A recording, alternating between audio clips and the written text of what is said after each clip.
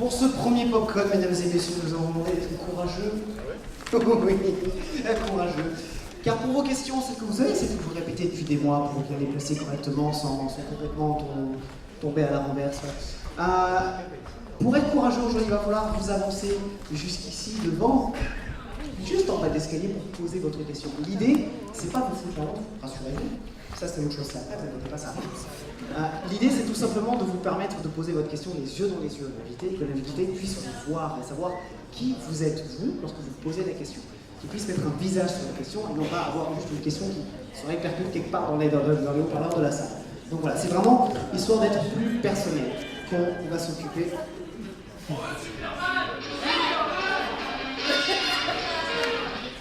Voilà, Batman bitch.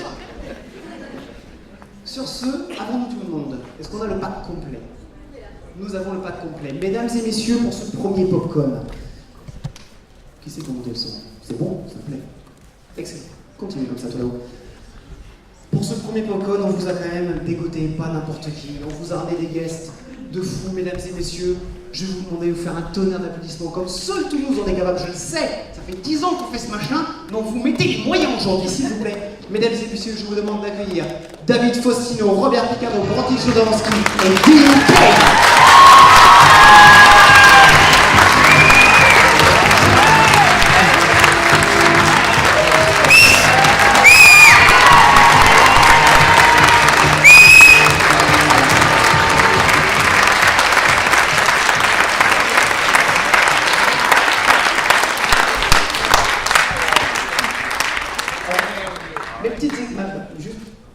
Petite excuse de ma part, donc Bronty Jodanski ne sera pas présent pendant cette conférence, il sera une conférence plus tard dans la journée spéciale Harry Potter avec la voix française donc d'Harry Potter, Kylian Blanc, qui est également présent.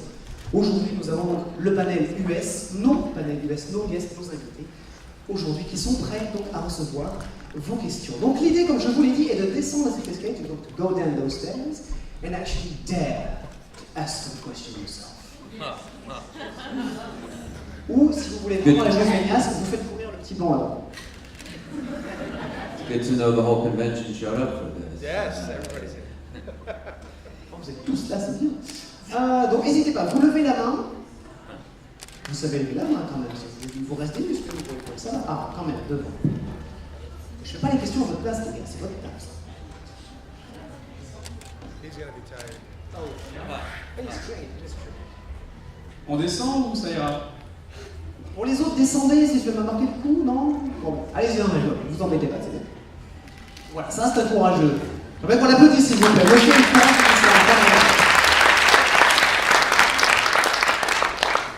c'est Donc j'avais une première question pour David Faustino que j'admire depuis que je suis tout petit. C'est une question donc, qui date de l'époque du tournage sur Marie et deux enfants.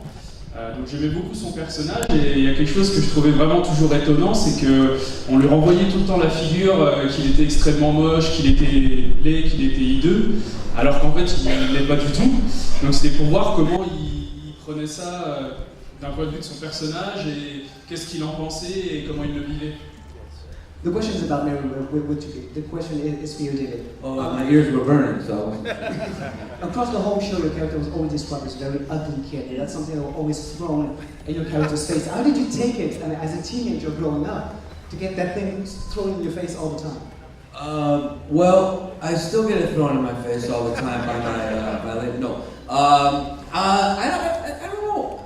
I guess growing up on a show like that is there's a lot of great parts to it where you have a blast, but you also have to deal with playing a character that is the butt of some of the jokes, especially from your older sister Kelly.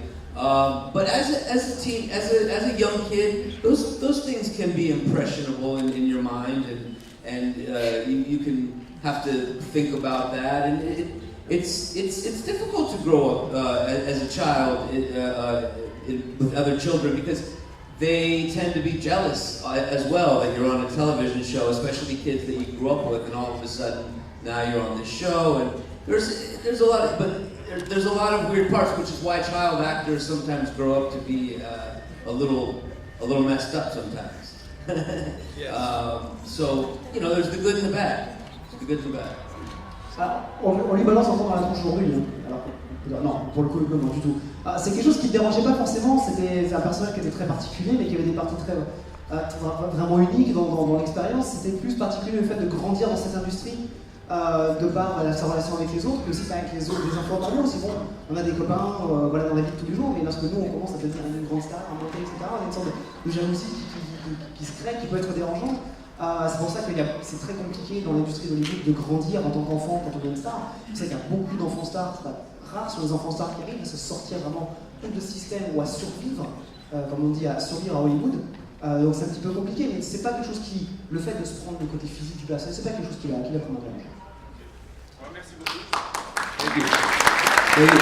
I'll try to be a lot more short-winded in my next reply. Sorry?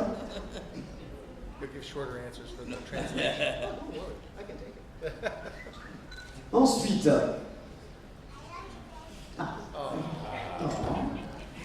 Okay, that was my daughter who said I love you, Daddy. I have to point that out. C'est sa fille qui, en bas de la salle, qui lui a crié un petit je t'aime, papa. I love you too, Eva. Pas besoin de traduire ça.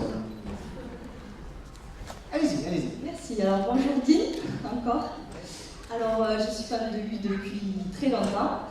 Et je sais que début mars à Liverpool, vous étiez avec Terry Hatcher. Et je voulais savoir s'il y avait des nouvelles quant à une suite de Lois et Clark. Parce qu'à Paris, on en a parlé, mais il n'y avait pas de suite, alors pour savoir. She's a very long-time friend of you, and she realized that in the beginning of March she went to Liverpool with Terry Hatcher. And so she was wondering, is there any chance of some plans for a sequel or follow-up to the show? Well, we have talked about that. There has been discussions. It would be very interesting to see what Lois and Clark are doing 25 years later. So we have talked about that. So there's a real possibility that we could do that. We're both interested in it. Il y a effectivement eu des discussions au niveau production pour savoir qu'est-ce qui aurait bien pu se passer donc, dans la vie de Lois et Clark 5 ans plus tard. Donc voilà, il y a eu effectivement des discussions. Eux, ils seraient très intéressés, mais pour l'instant, il n'y a rien vraiment de lancé en tout cas. Thank you.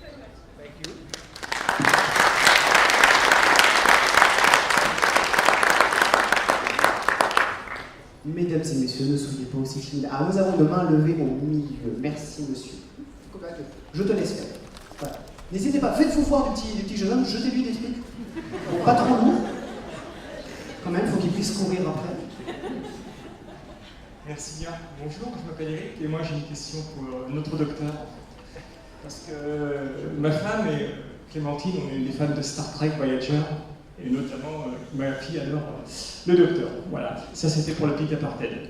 D'abord, je vous remercie d'être venu ici en France parce que je crois savoir quand même que très peu d'acteurs de la série Star Trek viennent en France. Et j'aimerais un petit peu savoir ce qu'il en pense et puis lui demander aussi s'il connaissait ses petits copains, ses petites copines, et bien de les faire venir en France pour quelques autographes. Ce serait vraiment très sympa, et notamment la belle blonde Jérémy. Elle nous plaît bien. Voilà, c'était ma question. Ça va être drôle à dire, c'est la belle blonde. This question is for you, Robert. First of all, he's a huge fan of Star Trek Voyager, Star Trek in general, and he's very happy to have you here. The question he has is, why do you think so few actors from the Star Trek franchise has come to France? And is there any way you could slip the idea of coming around to some of them? It was more precise. You mentioned a great blonde. I agree. In fact, I put my hat on because I am hiding here in France. If I put my hat on, you can no longer see me on Google Earth because the reflection goes away. You have to repeat that now. Alors, il ne faut pas vous leurrer. Ils savent que Star Trek sont très recherchés. C'est pour ça qu'ils portent un chapeau. C'est pour ça que Google Earth ne peut pas le repérer. Parce que s'ils mettent le chapeau, ça ne brille plus. It's called going dark. I have to say, I don't. They do not have a lot of conventions that I'm aware of in France where they invite Star Trek actors. I did one, I've done maybe 2 in Paris over the last 20 years. And this is I think, the first time, they have a big science fiction convention in Brussels, in Ghent, called FACS, and I've been there, but I don't know that, we simply don't go because we're not invited enough. But what I've done is I've put some of my Star Trek colleagues in touch with some European agents, so hopefully you will see more of us over here now. I'm just trying to help make contact for them. Alors, oui, effectivement, c'est pas tellement qu'eux ne veulent pas venir, c'est juste qu'en fait, il n'y a pas suffisamment de conventions qui osent, je ne sais pas, qui prennent des contacts en fait, avec des acteurs de Star Trek. Ces derniers temps, il en a fait 2 à Paris sur les 20 dernières années. Il y a une très très grosse convention belge qui s'appelle FACT, à laquelle il a été invité dans les années passées. Après, voilà, pour justement aider la communauté à rencontrer ces acteurs, voilà, il s'est permis de glisser des informations, de mettre en contact certains agents européens avec ces acteurs-là. Donc, avec un peu de chance, croisons les doigts, on verra un petit peu plus de Star Trek dans les conventions européennes et notamment françaises.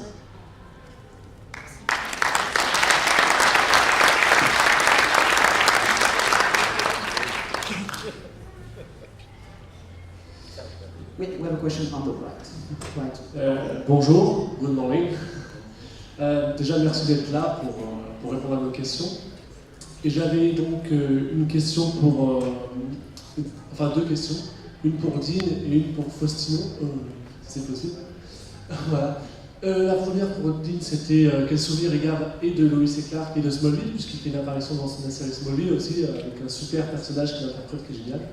Et pour Dean, je sais qu'il a fait du doublage dans l'animation, et je veux savoir quel souvenir il gardait là-dessus aussi. Et quel doublage il avait préféré faire parmi ceux qu'il a fait. There were 2 short questions. The first is for you, Dean, is what type of memories you keep from both experience on Lois and Clark and Smallville, since you were involved both of those shows? I had an incredible time on Lois and Clark. It was, it's cliche to say it sounds, you become a family, but you do. And you spend 18, 19 hours a day with the same group of people, and for 4 years we did that. You get very, very close with them, and it was a lot of fun. It was a tremendous amount of work, but I really enjoyed that. Ouais, il a passé, voilà, Lois et Clark, c'est une expérience qui restera à jamais gravée dans sa mémoire. Ça fait très cliché de dire qu'on se construit une famille loin de sa famille, mais quand on passe 18 heures par jour pendant 4 ans avec les mêmes gens, oui, on crée des relations très particulières. Donc c'était une équipe géniale avec laquelle il a créé des liens très forts, et ça a été très très fun, énormément de travail, mais très très fun à faire.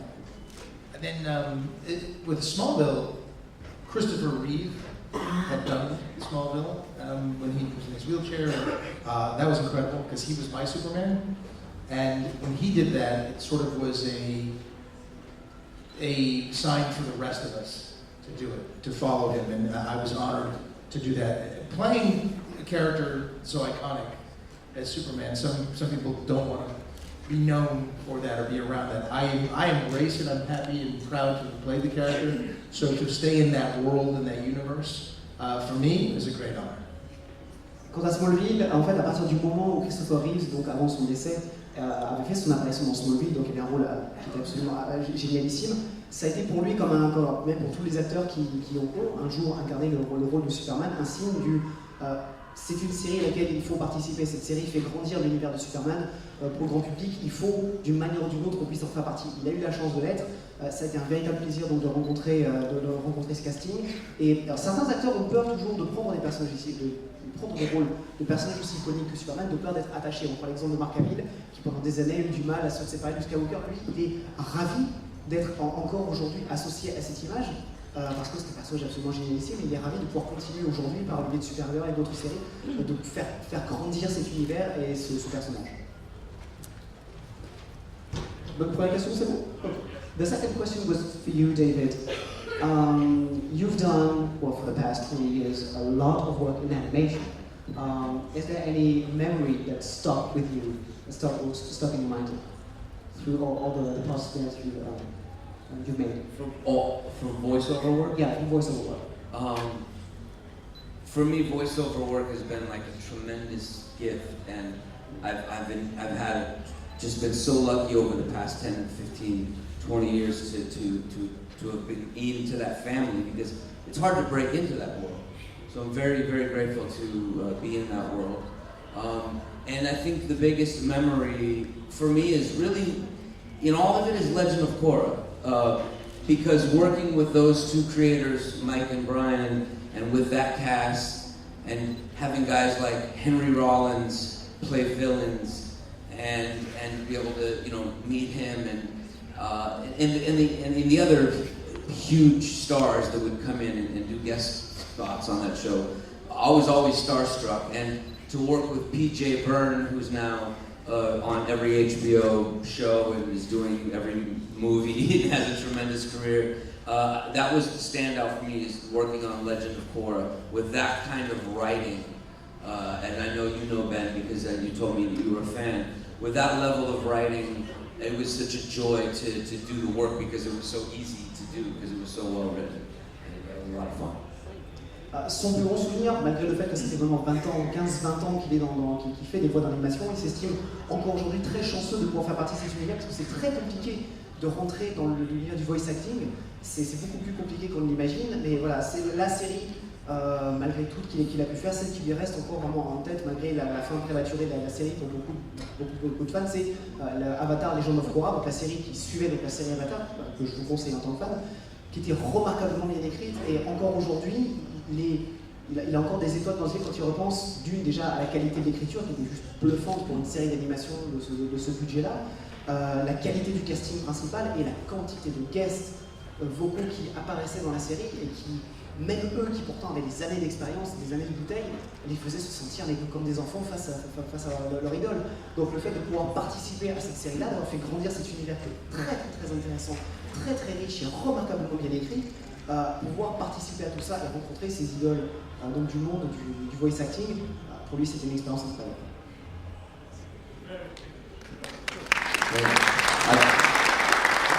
I know I said I'd be shorter-winded, but I just can't do it.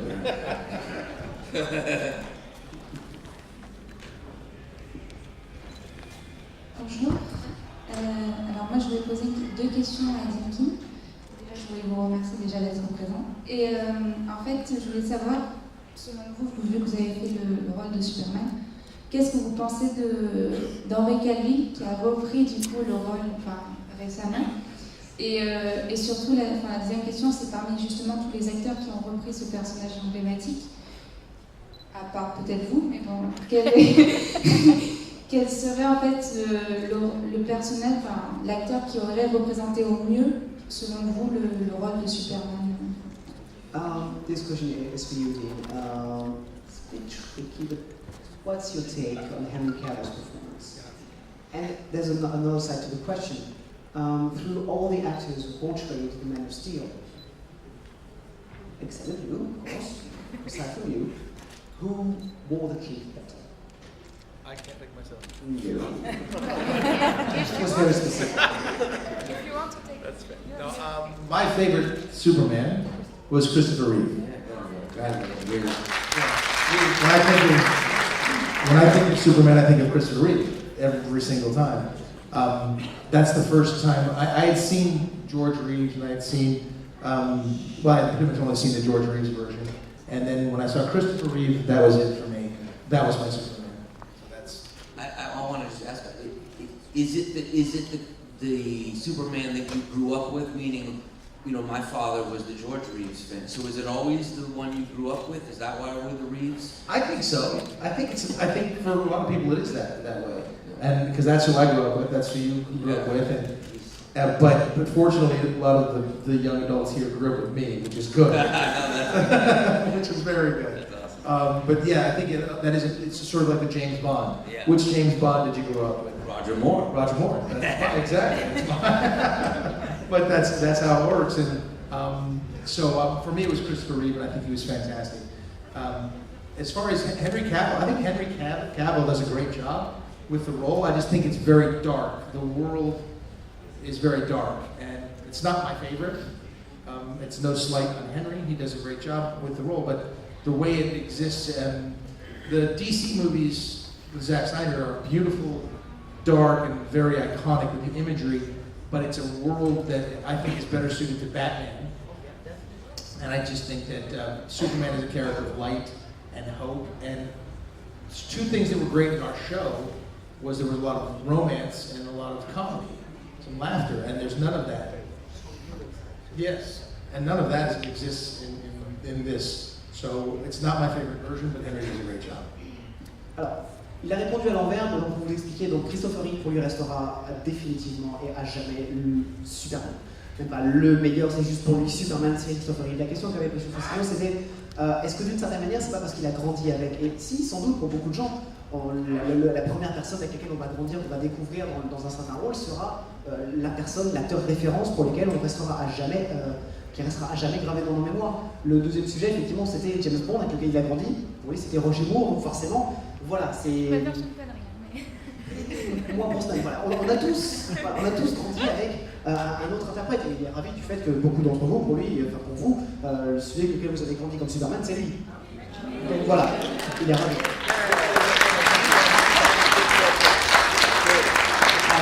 Par rapport à Henry Cavill, de son point de vue, sa performance était très très bonne, était même remarquable. Le souci, c'est peut-être que le personnage n'était pas le Superman qu'on connaissait ou qu'on espérait.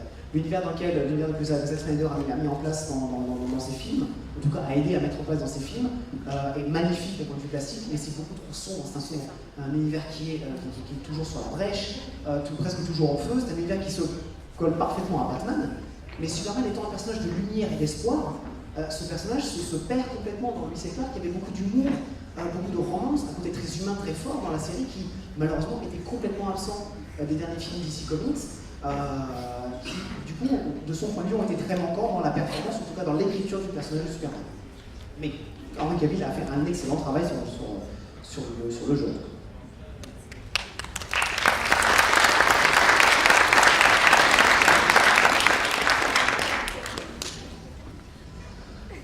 Bonjour, hello.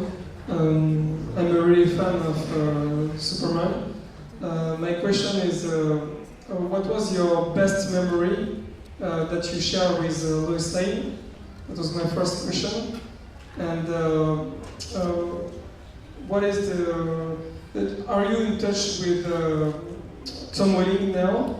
Because you share a lot of episodes. That's all. Thanks. Thank you.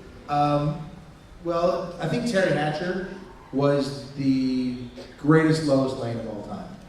I think she was fantastic, and that does no slight to anybody else. I just think that she did such a great job as Lois Lane. I think she is the iconic Lois Lane.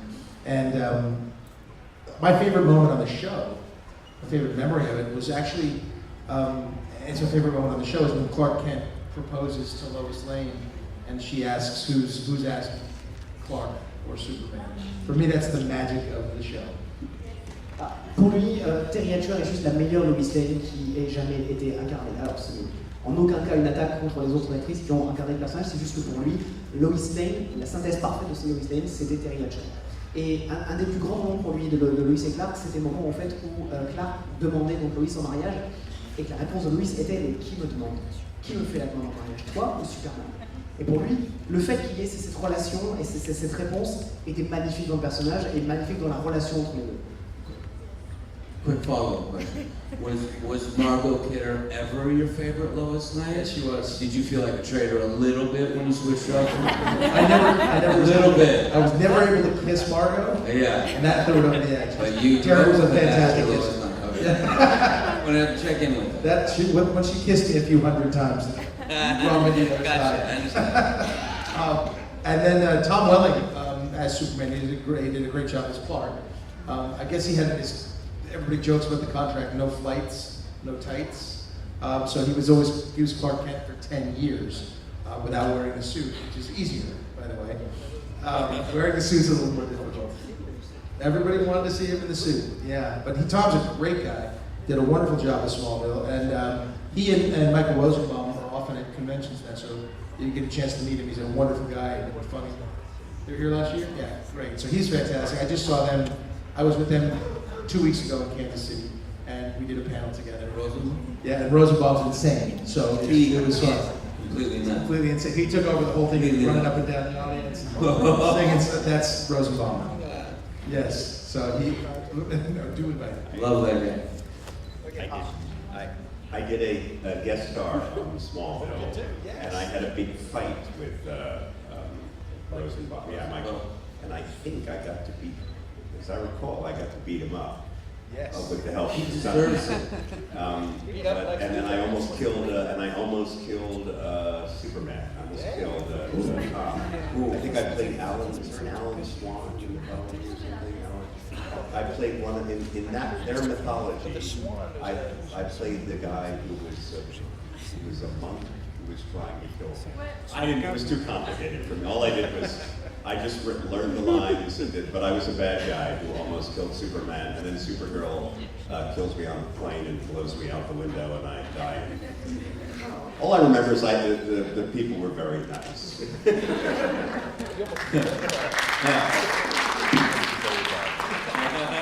La petite question en plus en fait de M. Faustino, c'était est-ce que pour avoir grandi avec l'autre Lois Lane, du coup, embrasser autant de l'autre Lois Lane, c'est faire un petit peu tromper la Lois Lane d'origine, et M. K n'a pas vraiment su quoi répondre sur le coup. Donc oui, il y a un petit peu de frais là-dedans. Après voilà, pour avoir rencontré Tom Welling, c'était quelqu'un d'absolument adorable, qui a quand même incarné le rôle de Clark Kent pendant 10 ans. Mais malheureusement, ça faisait partie du contrat, c'était pas de vol, pas de costume. Donc malgré le fait que tous les fans étaient très frustrés, et j'avoue moi aussi, de ne pas avoir pu voir Tom Welling en costume, ça faisait partie du truc. Mais c'est quelqu'un qui était absolument adorable, qui avec Michael Rosenbaum, qui était un Lex Luthor absolument magnifique, sont toujours très proches et sont souvent en convention ensemble. De ce que j'ai compris, Michael Rosenbaum est complètement taré. Du genre à courir à travers la salle, etc. Machin. Donc moi j'ai voulu le noter, ne pas l'inviter, il m'a dit si, invité, je vous jure, c'est trop fun. Monsieur Figaro a rajouté que lui aussi donc, avait participé donc, à Smallville et que lui avait eu le plaisir de tabasser en fait Superman et de, à la limite, presque tuer Lex Luthor. Bon, il finissait à travers une fenêtre d'un avion tué par Supergirl, bon, mais les gens étaient adorables. Voilà, c'était cool.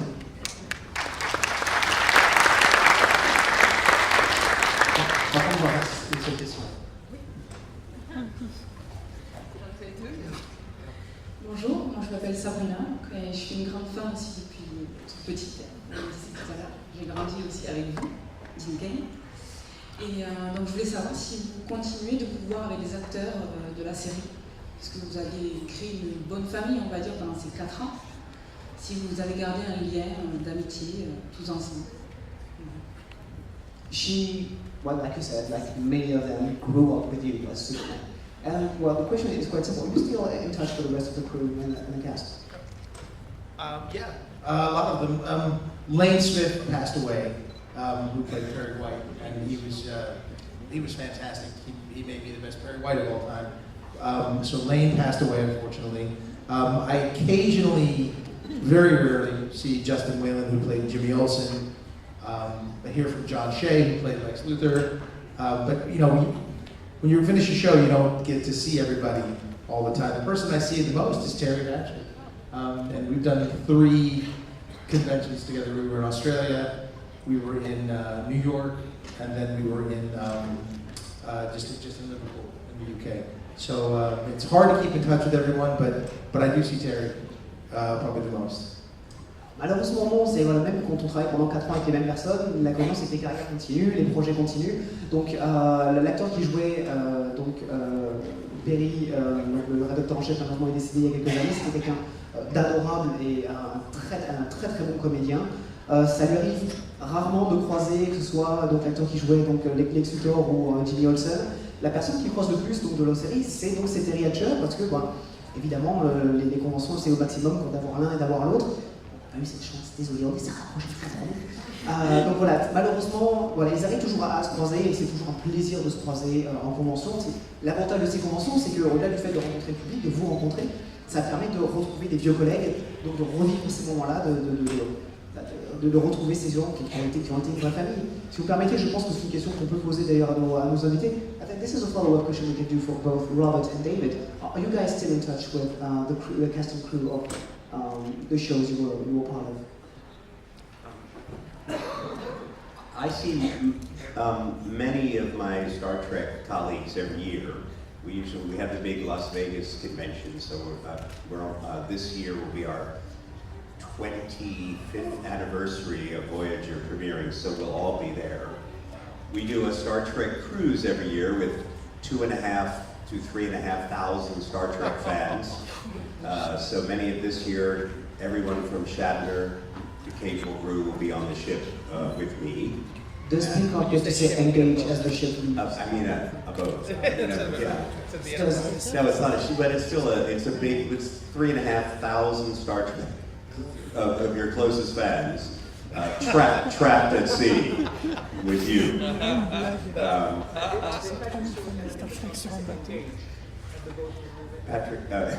Patrick hasn't been on the cruise yet, but we all become like, I know all of the other Star Trek actors. We've all met at one point or another, because I know Patrick when I saw his friend Ian McKellen in Lear in London 3 months ago. I got to go backstage and chat with Sir Ian.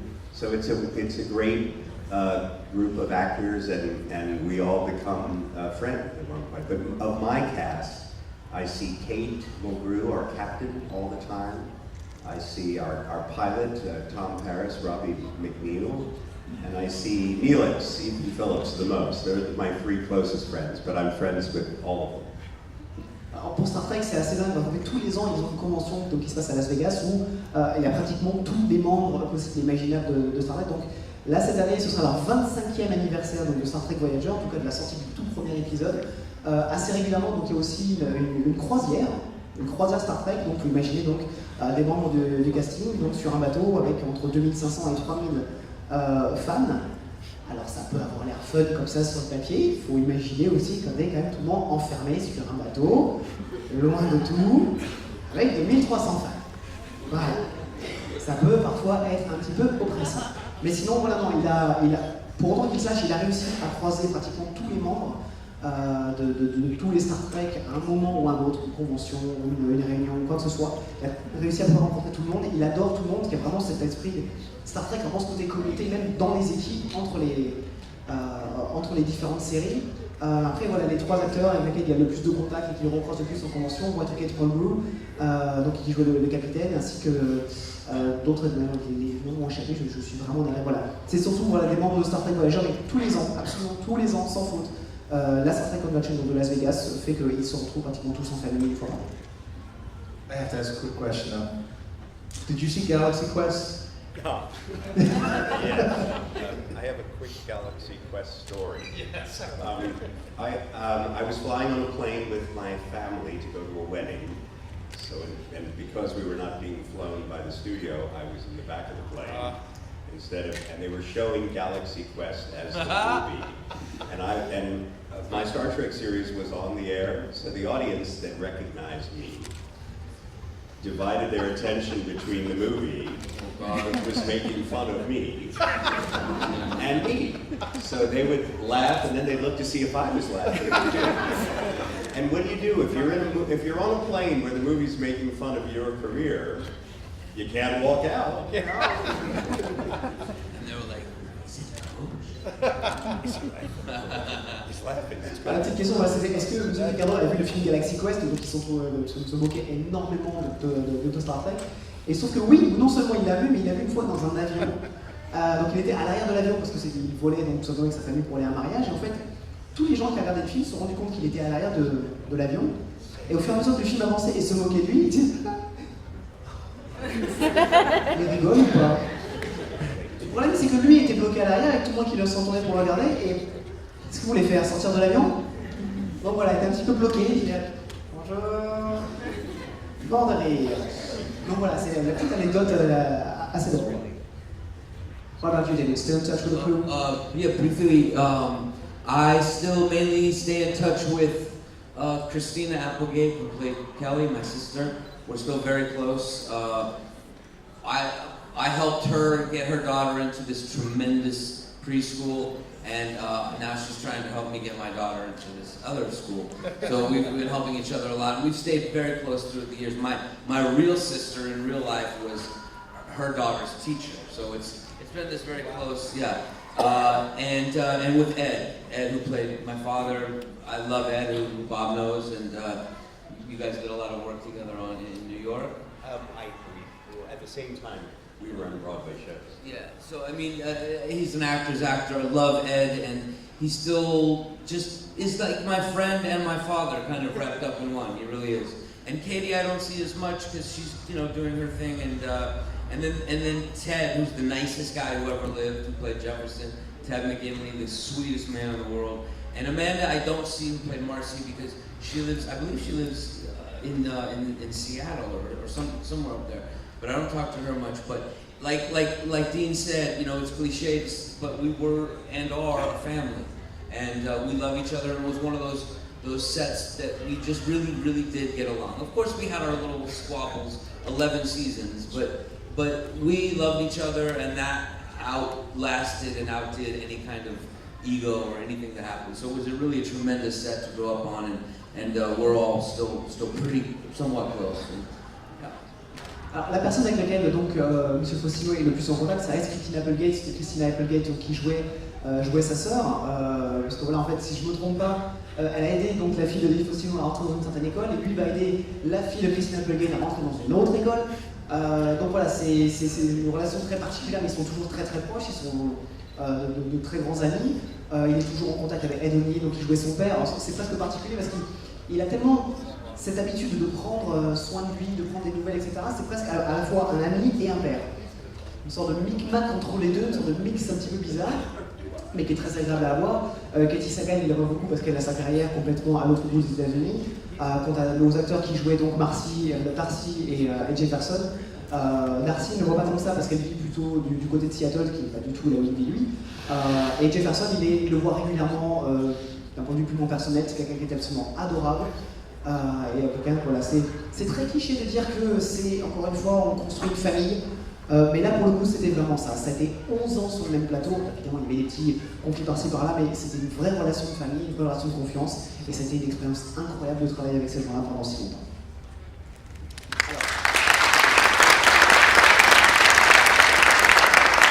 Nous allons avoir le temps pour une dernière question. Ceux qui avaient levé les mains, qui ne pourront pas la poser, rappelez-vous, il y a une autre conférence demain, à peu près à la même heure. Donc. Malheureusement, je crois que le micro est déjà passé. Si c'est rapide, on verra. Mais je peux pas vraiment vous garantir. Hi, it's me. Sorry, I'm a little nervous. It's Stacey. Very good English. It's a question for Dean Cain. What advice would you give to someone who wants to play Superman? It's a little difficult, I know. Sorry. Have dark hair. That's helpful. The final two guys for Superman, actually, when we were doing the auditions, was myself and Kevin Sorbo. Yeah, that was very interesting. I think he was going to have to dye his hair. I don't know. Superman's a very tricky character to play. It maybe seems easier than people think. It's a very difficult thing to do, to step into those iconic tights, if you will. And there's a certain quality that I think a lot of the actors have, is a kindness and a humility that I think is really important to the role, and an earnestness, to be very honest. And so there are a lot of actors who possess that, obviously, hundreds of thousands of them. But it's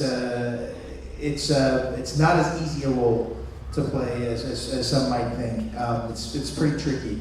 But I think all of the actors who have played it have done a very nice job. There was a lot of talk about who would be next, and there was questions about Michael B. Jordan, who's a good friend of mine, and he does possess all of the attributes to play the character. He said he's not interested. I've heard things like that.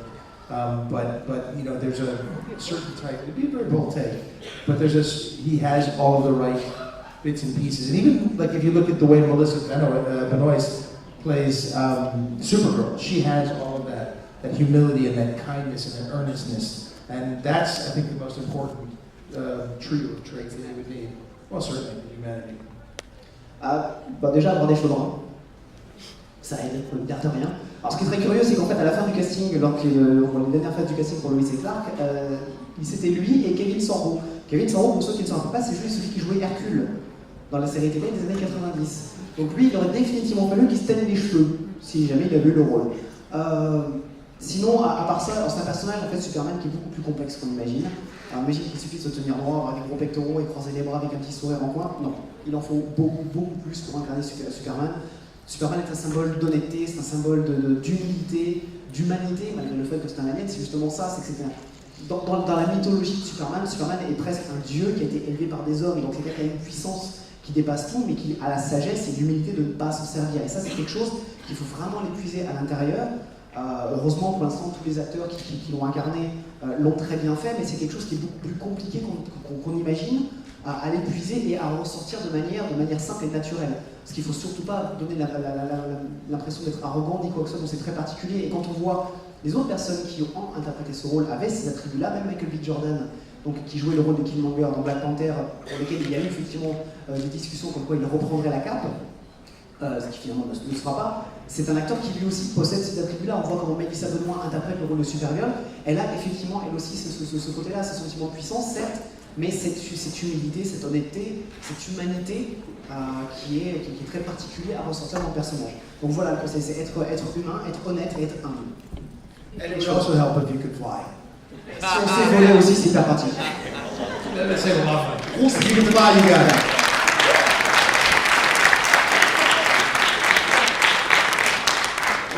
Je suis navré, ça aurait été notre dernière question, nous allons être à court niveau de temps. Je suis navré. N'hésitez pas à passer sur le centre des dédicaces. Gentlemen, this was the last question. Thank you very much. This is the end of the panel. Thank you so much. Mesdames et messieurs, merci à tous pour votre présence. Thank you very much. Thank you. Eva, thank you for doing such a good job. Eva.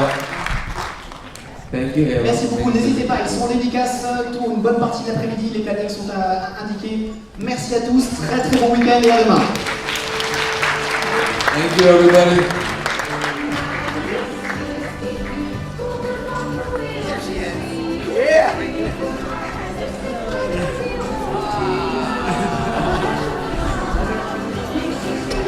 Il est passé, Paul. Paul, il est passé. Il est passé, Paul. Ah, merde.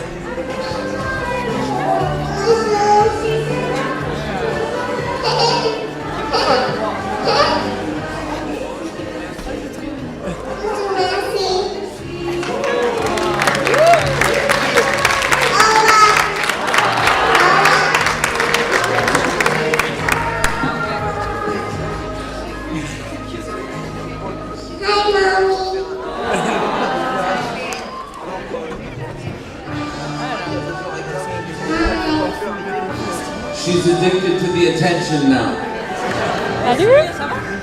Just like her daddy.